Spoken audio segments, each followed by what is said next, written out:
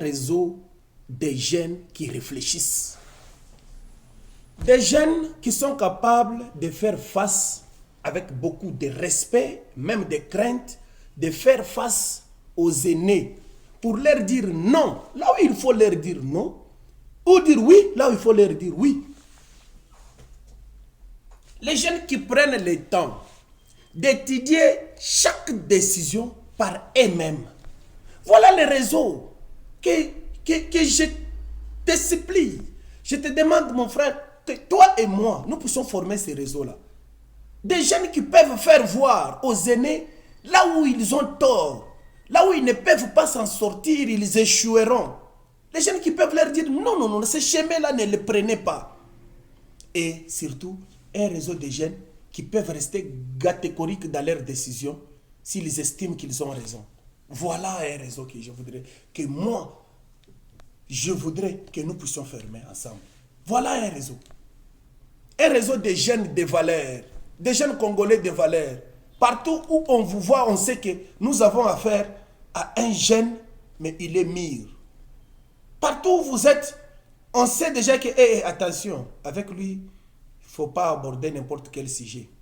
Il est calé dans tous les sujets. Avec lui, il ne faut pas avoir de légèreté quand vous débattez. Parce qu'il est toujours objectif quand il débat.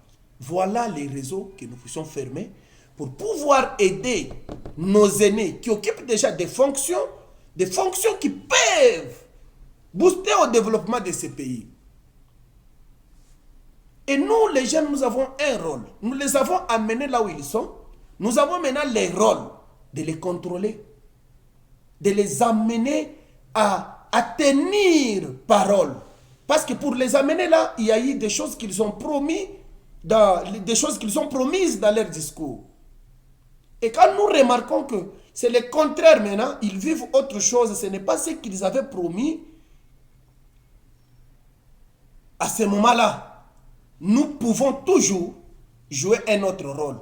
Cette fois-ci, un rôle de leur dire non, un rôle de leur rappeler leurs propres paroles. Pour leur dire, mais vous êtes venus vers nous.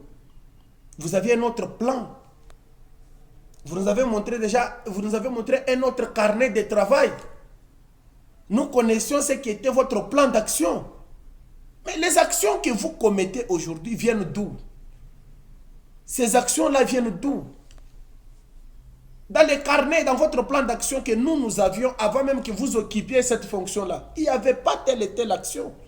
Aujourd'hui, cette action-là, ces soutiens-là que vous donnez à telle autre personne, ça vient d'où? Vous ne nous avez pas parlé de ça avant. C'est un rôle. C'est pourquoi je disais hier que nous partageons leurs forfaits qu'ils commettent parce que c'est nous qui les avons amenés là où ils sont. Vous pensez que les jeunes ne sont pas à mesure d'occuper de grandes fonctions dans ces pays? J'ai parlé avec des jeunes quelque part et ils m'ont dit que, mais n'oubliez pas aussi que le président Kabila, je n'aimerais pas citer des noms, parce que je parle entre nous les jeunes, je n'aimerais pas, même quand je donne des exemples, je n'aimerais pas citer des noms, mais il y a des moments où il n'y a pas moyen de donner un exemple sans citer de noms. N'oubliez pas que le président Kabila a pris le pouvoir, il n'avait que 29 ans. Qu'est-ce qu'il a fait de ces pays? Vous ne savez pas que votre discours, nos papas, nos aînés risqueraient de se moquer de nous. Ils peuvent se moquer de nous que c'est vous qui avez tout détruit. Parce que le président Mobutu était très jeune quand il a accédé à la fonction la plus supérieure de ce pays. Le président Kabila, même chose. Le président Joseph Kabila, oui, je précise, même chose, mais il a abîmé notre pays. Et vous pensez avoir raison quand vous donnez un argument pareil. Le président Kabila a 29 ans, selon ce qu'ils nous ont fait croire. 29 ans, oui. Autour de lui. Vous pouvez me citer encore d'autres jeunes de 29 ans. À ce moment-là, d'autres jeunes de 29 ans autour de lui, il y avait combien? Il y avait qui? Citez le nom. Qui est encore autour de lui de 29 ans? Et dans quel domaine? Qui est encore autour de lui de 29 ans et dans quel domaine? Qui est encore autour de lui de 29 ans et dans quel domaine? Qui est encore de 29 ans dans quel domaine? Les gouverneurs de cette époque-là, parmi eux, quel gouverneur avait 29 ans quel gouverneur avait 29 ans? Les bourgmestres de cette époque-là, dans chaque province, chaque ville, chaque commune de cette ville-là, des bourgmestres de 29 ans, il y avait combien? Il y avait combien? Il y avait combien de bourgmestres de 29 ans? Comptez, parce que moi je ne me rappelle pas. Moi je me rappelle seulement que de lui-même, le président Joseph Kabila avait 29 ans. Il a détruit le pays, il a fait du pays tout ce que vous voulez croire. Je ne vais pas entrer dans ça. Je ne perds pas mon temps pour entrer dans qui fait mieux, qui a fait mieux, qui n'a pas fait mieux, qui fera mieux. Non, ça c'est un autre sujet. Je trouve ça éphémère pour le moment.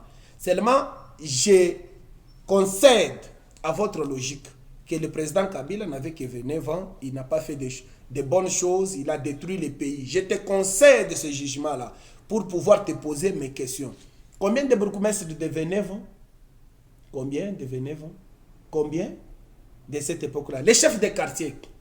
Les chefs de quartier de 29 ans, il y en avait combien? Il y en avait combien? Donc il n'y avait que lui, le président Joseph Kabila, qui avait 9 ans. S'il n'a pas bien travaillé, s'il n'a pas fait du pays ce qu'il devrait réellement faire, ce n'est pas lui, c'est les vieux autour de lui.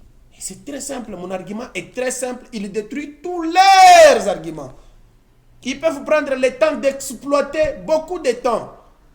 Et dans moins d'1 minute, vous pouvez toujours détruire tous ces raisonnements-là erronés. Il avait 29 ans, il a détruit le pays autour de lui. Autour de lui.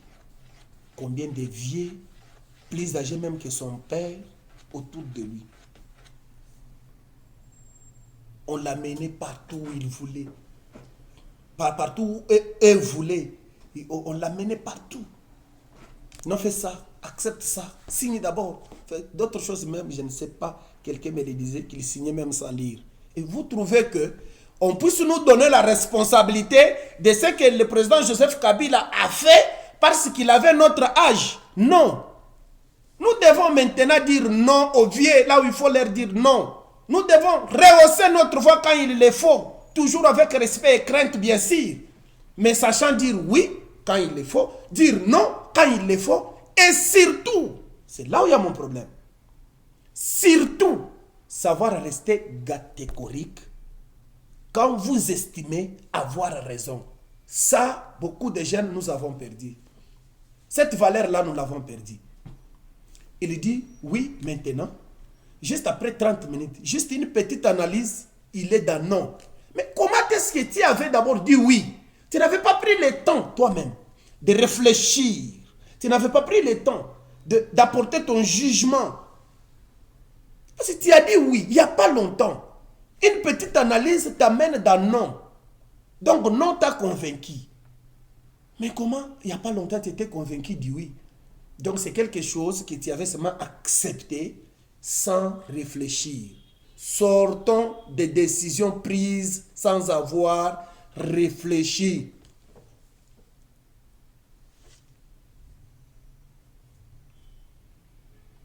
Sortons de ce genre de décisions-là. Comment vous pouvez prendre une décision? Vous prenez une décision. Maintenant, juste quelques minutes, juste le passage du premier conseil, qu'est-ce que tu fais? Tu es en train de faire comme mon frère. Ah non, non, ça on ne fait pas comme ça. Parce qu'en réalité, ce que tu fais, tu perds ton temps. Tu devrais faire ça. Directement, tu changes. Non. Cher jeune comme moi, désormais, tu es un jeune de valeur. Tu mérites mieux que ce que tu as ou ce que tu es. Tu mérites, tu vaux mieux que ce que tu es.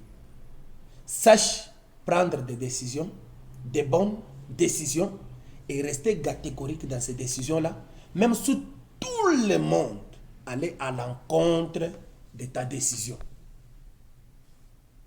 Et ensemble, formons un réseau de tel genre de jeunes pour faire de notre pays un pays où il fait beau à vivre. Merci.